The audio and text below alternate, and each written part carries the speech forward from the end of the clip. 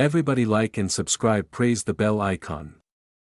Story number 1. It was supposed to be just another stop on a road trip, a quiet little diner tucked off the highway, half buried in fog and surrounded by dense woods. Maureen's Place, the flickering neon sign read. The letters buzzed like flies in the silence of the night, a few of them half dead, twitching erratically. Josh and Elena had been driving for hours, the kind of driving where the road starts to feel like a loop, and everything outside the window starts to look the same. When they saw the diner's warm yellow lights glowing through the mist, it felt like salvation. Inside, the place looked like it had been frozen in time. Booths with red vinyl seats, a long counter with spinning stools, black and white checkered floors. A jukebox in the corner played something old, distorted slightly by static. But the weirdest thing was how empty it was, no other customers. Just one woman behind the counter. She didn't smile, didn't greet them, just nodded slowly when they walked in. Her eyes followed them the whole way to the booth. They chalked it up to small-town weirdness. Ordered some coffee, a slice of pie, and a couple of sandwiches. The woman disappeared into the back without writing anything down. The jukebox skipped. Then again. Then stopped completely. As the minutes passed, the warm feeling of the place faded. The lights overhead buzzed louder than seemed natural, and the air had a weird smell, like bleach and something else. Something rotten, just faint enough to make you question whether you smelled it at all. Josh went to the bathroom, trying to shake off the weird vibe. The hallway was dim and narrow, lined with faded photos in dusty frames. He glanced at them as he passed, then stopped. One of the photos looked familiar. A group of smiling people, tourists, judging by the way they were dressed. In the middle of the group, unmistakably, was a man who looked just like him. Same jawline, same build. Even the same jacket. He leaned closer. It wasn't just someone who looked like him. It was him. He stumbled backward, heart racing, and noticed the date scrawled at the bottom of the frame, April 4, 1993. He ran back to the table, but the booth was empty. No sign of Elena. Her bag was still there, half unzipped. He called her name, but only the humming lights and jukebox static answered. He stormed up to the counter, but the woman was gone too. The kitchen door creaked open. Josh didn't want to go back there, but something pulled him. Some mix of fear and a desperate need to find her. The kitchen was dark except for a single hanging bulb, swaying slightly. Pots and pans hung from hooks above the stove, but everything was wrong. Rusted. Blood-streaked. The tiles under his shoes were sticky. He moved deeper in, calling Elena's name again, voice cracking. Then he heard it, a faint scraping sound from the walk-in freezer. He opened it slowly. Inside were rows of hanging meat. And in the far corner, barely lit, was a shape on the ground. A pale hand. He screamed and turned to run, but the freezer door slammed shut. When Josh didn't come back out, no one noticed. No one came looking. Just like the others before him. The woman behind the counter returned to her post, wiping her hands on her apron. The jukebox kicked back to life. Outside, the fog thickened, waiting patiently for the next weary traveler. And on the wall, in the hallway near the bathroom, a new photo was quietly hung. A couple in a booth, smiling. Their names forgotten. But their faces, frozen in time, would watch every customer who dared walk that hallway alone. Story number 2. It was supposed to be the best restaurant in town. La Noire, a sleek, Michelin-starred spot in the heart of the city, known for its exclusive tasting menu and the fact that diners had to submit dietary preferences weeks in advance. The waiting list was months long. When Marcus got a reservation for his anniversary with Lila, it felt like winning the lottery. From the moment they walked in, something felt off.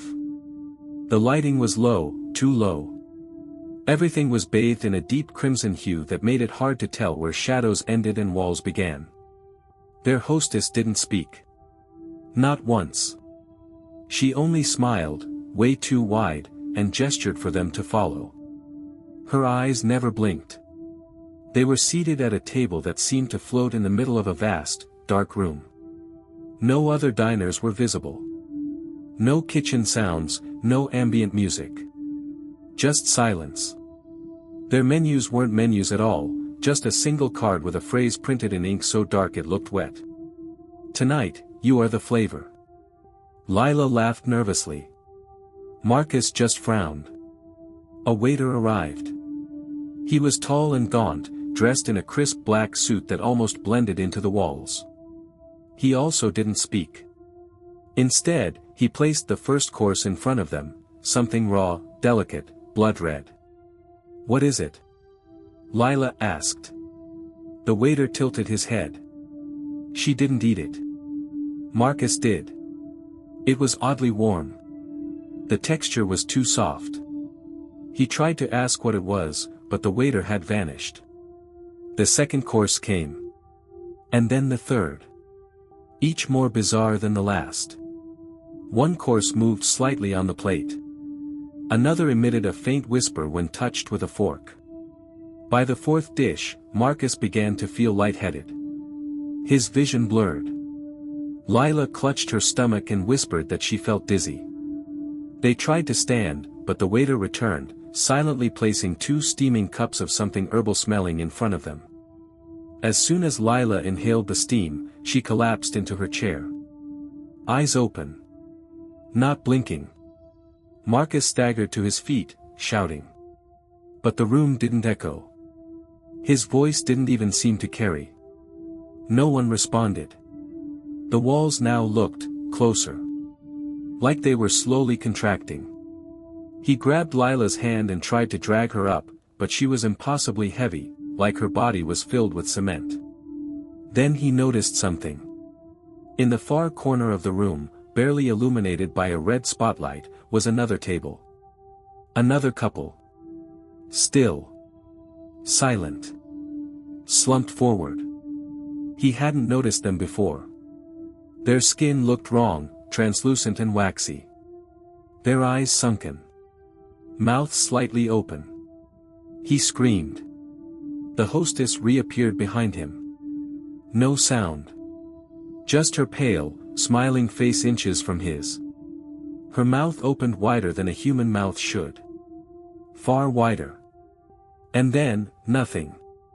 No news was ever reported. Their phones went dark. Their friends thought they'd gone on vacation. Lanoir kept its reputation, still impossible to get a reservation, still whispered about in elite circles. And somewhere, deep inside that crimson dining room, 2 new photos were being developed. Hung in a back hallway that no one ever noticed. Not until it was far too late. After all, you are the flavor. Story number 3. Eddie had been a line cook for 10 years. Dive bars, taco joints, hotels, you name it. He wasn't picky. He just needed the paycheck. So when he found the flyer stapled to a telephone pole, help wanted. Night shift. No questions. He didn't think twice. The address led him to a narrow alley between 2 apartment buildings, where an unmarked steel door sat wedged into brick like it had been forced there. The only sign was a greasy handprint. He buzzed once. The door clicked open. The place was a basement restaurant. No windows. No signage. No customers in sight, just a single hallway leading to a rust-colored kitchen and a tiny dining area with 6 mismatched tables. The walls were stained yellow with smoke and God knows what. The air was thick with the smell of old meat, ammonia, and something faintly metallic. An old man greeted him with a nod. Didn't give a name. Just pointed to an apron hanging on a hook and said, "Keep your head down. Don't ask." Eddie thought it was weird, sure, but the pay was cash, the fridge was stocked, and he didn't care enough to walk away. At first, it was simple. Prep weird cuts of meat. Cook them exactly to order. Always medium rare. Never ask where it came from. The clientele came after midnight. They never spoke. Always wore gloves. Some wore sunglasses even in the dim dining room. One guy had bandages wrapped around his face like a mummy. They came one by one, sat in silence, ate, and left without paying. The old man kept the books. Eddie just cooked. One night, curiosity got the better of him. He asked about the meat. The old man didn't answer, just stared at him for a long time and said, "Don't ever go in the freezer.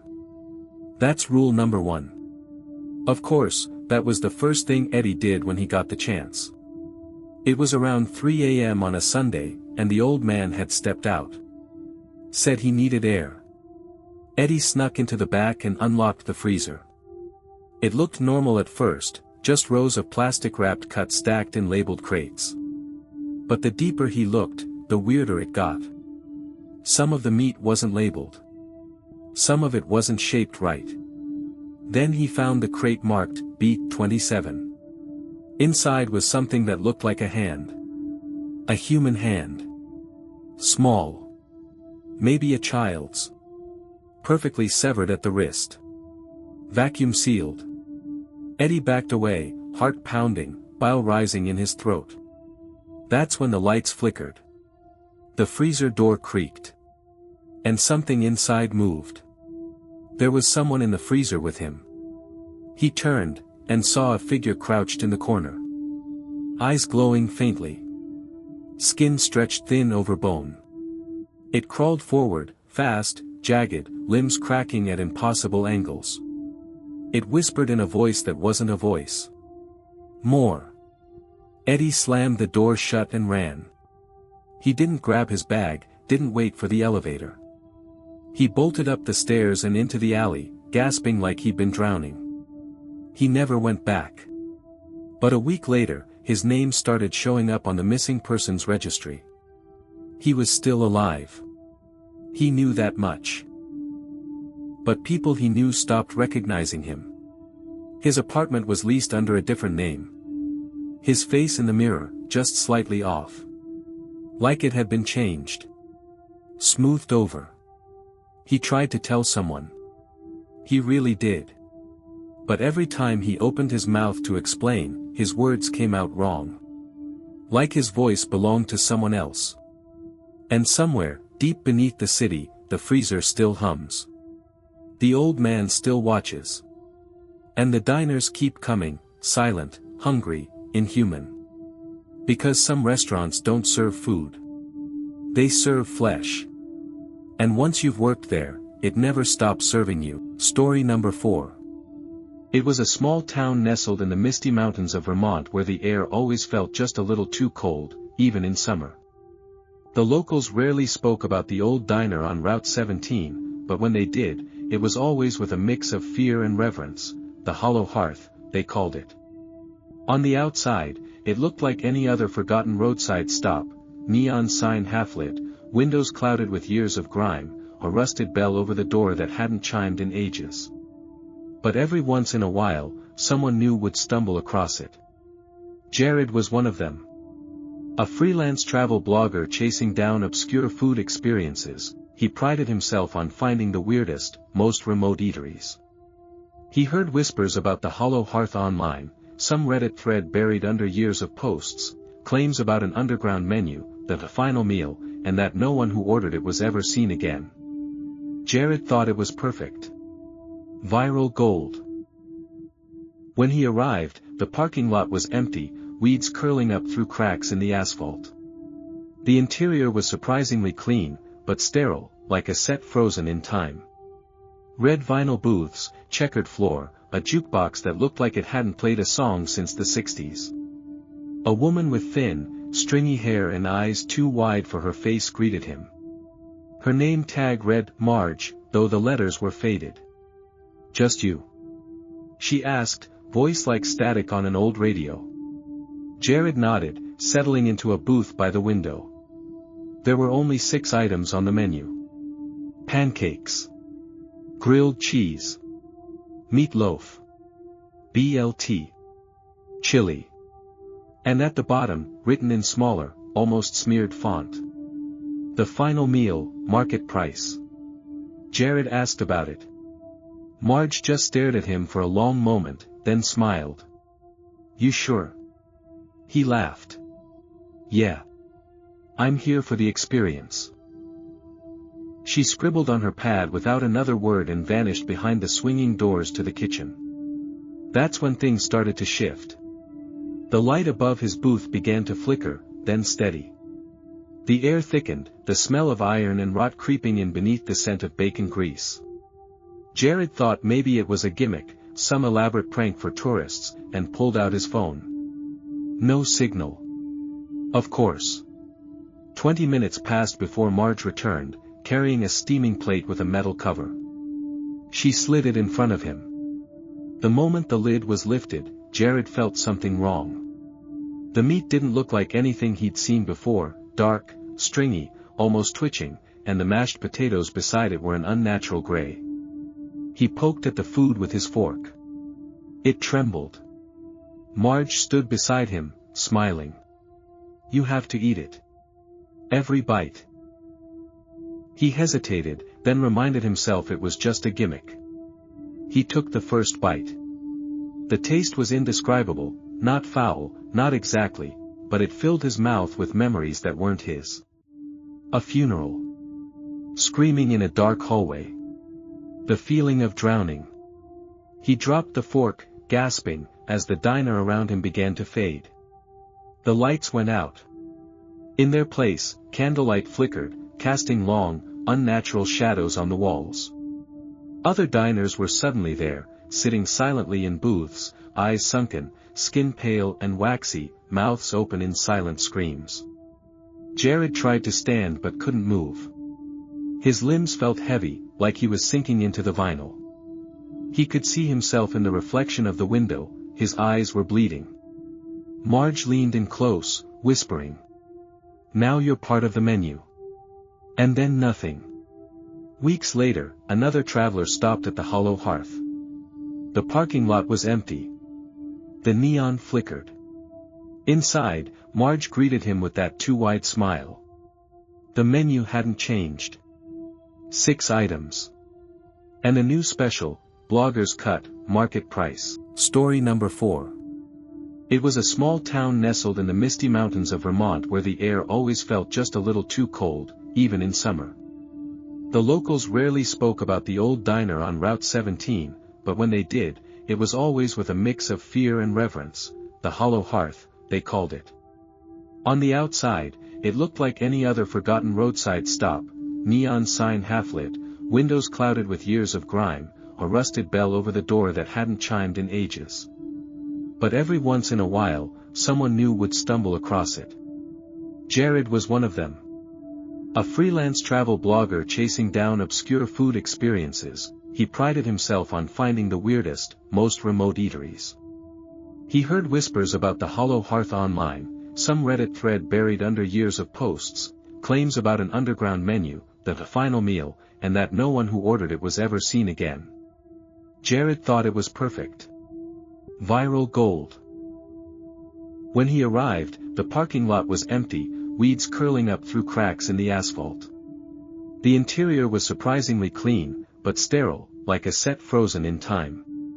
Red vinyl booths, checkered floor, a jukebox that looked like it hadn't played a song since the 60s. A woman with thin, stringy hair and eyes too wide for her face greeted him. Her name tag read Marge, though the letters were faded. Just you? She asked, voice like static on an old radio. Jared nodded, settling into a booth by the window. There were only 6 items on the menu. Pancakes. Grilled cheese. Meatloaf. BLT. Chili. And at the bottom, written in smaller, almost smeared font. The final meal, market price. Jared asked about it. Marge just stared at him for a long moment, then smiled. You sure? He laughed. Yeah. I'm here for the experience. She scribbled on her pad without another word and vanished behind the swinging doors to the kitchen. That's when things started to shift. The light above his booth began to flicker, then steady. The air thickened, the smell of iron and rot creeping in beneath the scent of bacon grease. Jared thought maybe it was a gimmick, some elaborate prank for tourists, and pulled out his phone. No signal. Of course. 20 minutes passed before Marge returned, carrying a steaming plate with a metal cover. She slid it in front of him. The moment the lid was lifted, Jared felt something wrong. The meat didn't look like anything he'd seen before, dark, stringy, almost twitching, and the mashed potatoes beside it were an unnatural gray. He poked at the food with his fork. It trembled. Marge stood beside him, smiling. "You have to eat it. Every bite."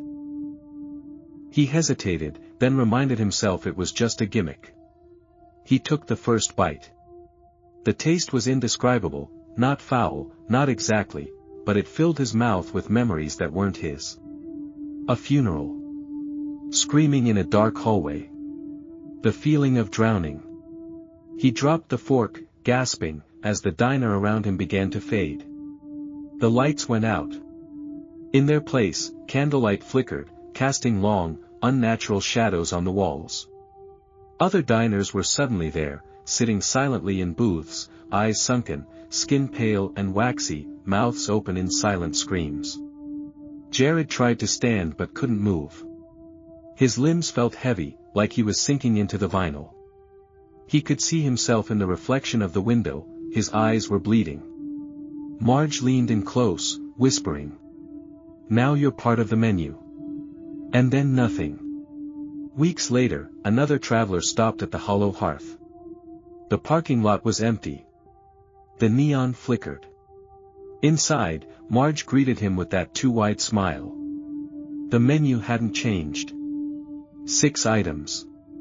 And a new special, Blogger's Cut, market price. Story number 5.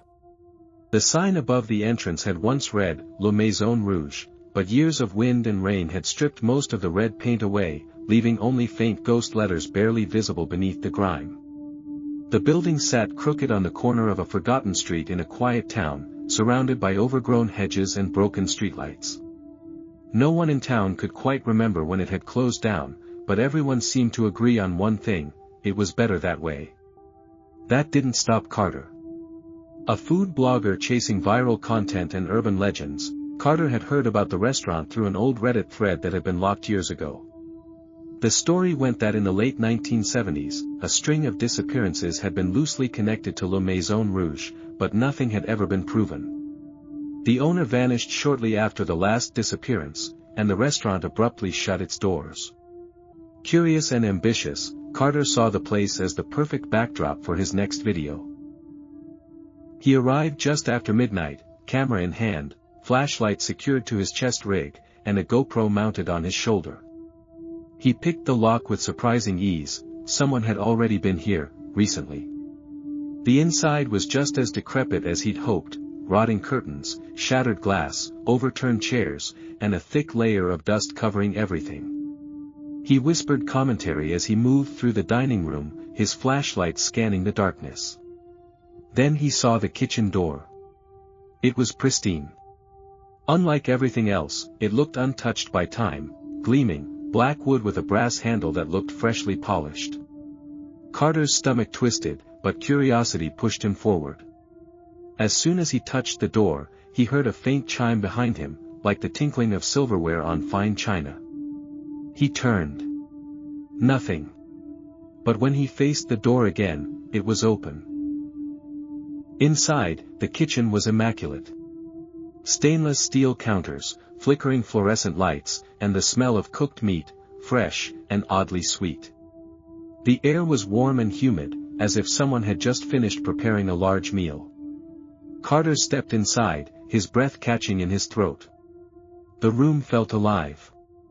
The knives hanging on the walls gleamed unnaturally, their edges shimmering as if coated in dew.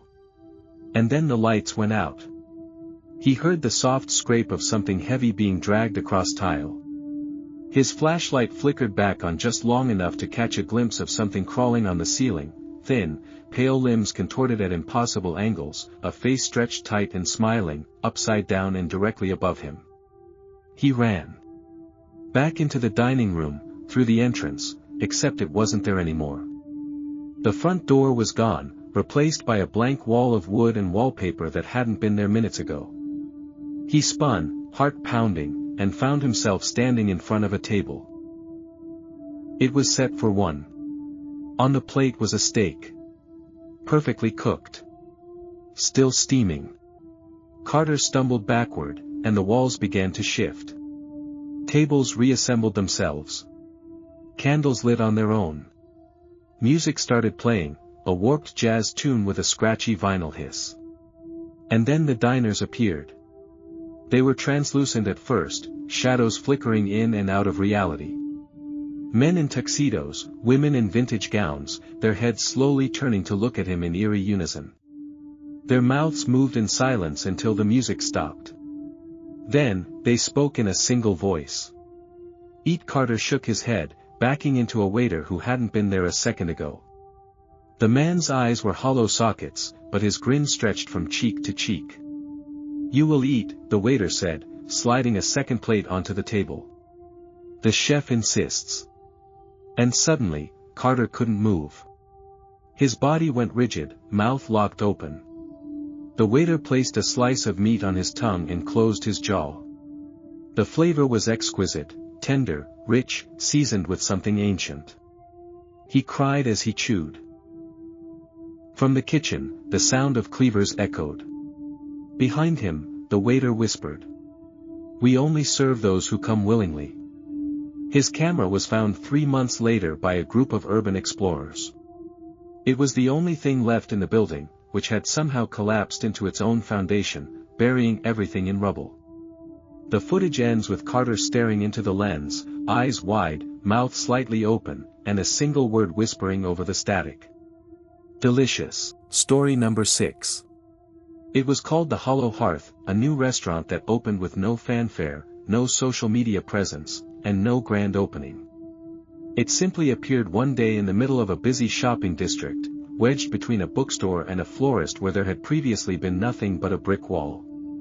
The windows were tinted too dark to see through, and the sign above the door was hand-carved, with letters that almost seemed to squirm when you looked too long. The menu wasn't online. There were no reviews. No one had ever seen the owners. But everyone who went, loved it. The food, they said, was unforgettable. Nina was a waitress at a diner down the block, and she didn't buy into the hype. She'd watched as people exited the Hollow Hearth with dreamy expressions, dazed and glowing like they'd just walked out of a cult meeting. One customer, a regular at her diner, told her he'd gone 3 nights in a row, but when Nina asked what he ate, his eyes glazed over and he simply said, "Something warm." It wasn't just odd. It was wrong. On her night off, Nina walked to the restaurant and stepped inside. The interior was dim, lit only by low, flickering lanterns. The walls were decorated with hundreds of dried herbs, bone charms, and twisted branches.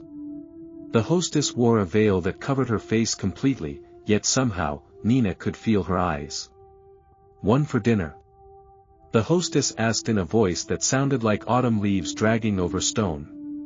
Nina hesitated, then nodded. The dining room was circular, with heavy wooden booths lining the walls. No music. No chatter. Just the gentle hum of something, breathing. The menus were handwritten, but the ink shifted as she tried to read. The words didn't stay still. She blinked, and suddenly there was a dish circled in red. The offering, chef special. Before she could even speak, a bowl was placed in front of her. She didn't order it. It was a thick stew, black as tar, bubbling slightly even though she hadn't seen a kitchen or a waiter. The smell was intoxicating, like roasted meat, cloves, and something metallic. Something deep in her gut told her not to touch it. But everyone else around her was already eating. Not chewing. Consuming. Slurping, gulping, shoveling food into their mouths as if starving. Their eyes were rolled back. Their fingers bled from gripping utensils too tightly. A man nearby had torn his napkin into shreds, stuffing the pieces into his mouth in between bites of invisible food. Nina stood up. She hadn't taken a bite, but her stomach churned violently. The stew still sat before her, bubbling more aggressively now. She backed away from the table, but the restaurant began to shift. The walls rippled. The lanterns flared. The hostess was suddenly right behind her, veil twitching with each slow breath. No one leaves hungry. The shadows began to stretch. Chairs turned. Guests dropped their forks and stared, mouths slack, food dripping down their chins. Nina stumbled toward the exit, heart pounding, but every step led her deeper inside. The hallway extended, elongated, curling in on itself. Then she heard the sound. A wet crack, like bones snapping under weight. She looked back, and saw the stew on her table again, now larger, steaming. The bowl was pulsing. Something was trying to climb out. A gray, glistening hand with too many fingers emerged, dragging itself over the edge. It had no skin. No nails. Just raw, twitching muscle. A second hand followed. Then a head. It had no eyes, just a wide, vertical mouth filled with needle-like teeth that clicked in rhythm. It turned to her and smiled. Nina screamed, but no sound came. Only steam. Everything went black. The next morning, the hollow hearth was gone. No door. No sign. No building. Just a blank brick wall like it had never existed. Nina's family filed a missing persons report. The only clue they ever found was a single napkin on her kitchen counter, damp, stained with something dark, and faintly warm to the touch. It had 2 words written in blood-red ink. So full.